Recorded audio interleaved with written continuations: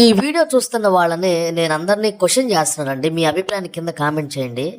ఇదివరకు ఆంధ్రప్రదేశ్లో క్రిస్మస్ వస్తే ముఖ్యమంత్రి సెమీ క్రిస్మస్లో పాల్గొనేవాళ్ళండి.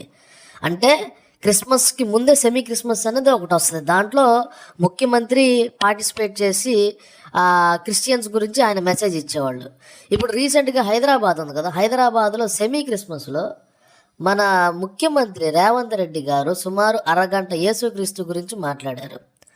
మరి మన ఆంధ్రప్రదేశ్లో ఎందుకని సెమీ క్రిస్మస్ జరగలేదు? ఎందుకని ఒక ముఖ్యమంత్రి కానీ ఒక డిప్యూటీ సీఎం కానీ ఎవ్వరు కూడా సెమీ క్రిస్మస్ జరపలేదండి. ఎంత భయంకరమైన విషయం అండి. తెలంగాణలో సెమీ క్రిస్మస్ జరిపితే ధైర్యంగా రేవంత్ రెడ్డి గారు అరగంట సేపు యేసుక్రీస్తు గురించి ఆయన బోధనల గురించి మాట్లాడారు.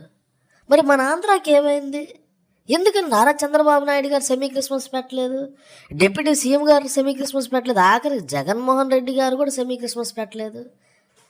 అంటే ఆంధ్రాకి ఏమవుతుంది? అంటే పూర్తిగా బీజేపీ పార్టీ లాగా మారబోతుంది ఆంధ్రప్రదేశ్ అంటూ కింద కామెంట్లు. బీజేపీ పార్టీ లాగా మొత్తం అంటే బీజేపీకి సపోర్ట్ కాబట్టి అందుకని క్రిస్మస్ జరపలేదు ఈ సంవత్సరం సెమీ క్రిస్మస్. మరి గత 10 ఏళ్ల పాటు సెమీ క్రిస్మస్ జరిపినప్పుడు నారా చంద్రబాబు నాయుడు గారు అందరూ మాట్లాడారు. మరి ఈ సంవత్సరం ఎందుకని ఆగిపోయిందంటే చాలామందికి ఉన్నటువంటి డౌటు.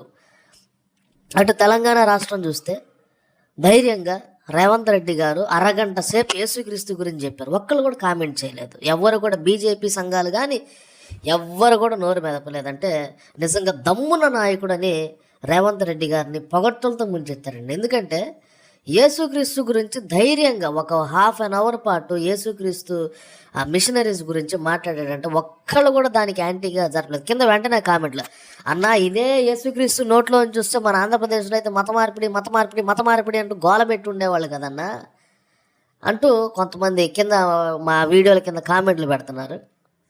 సో ఏది ఏమైనప్పటికీ అయినా కానీ ఇక ఆంధ్రప్రదేశ్లో సెమీ క్రిస్మస్ లేనట్టే చెప్పచ్చు. ఎందుకంటే ఇంక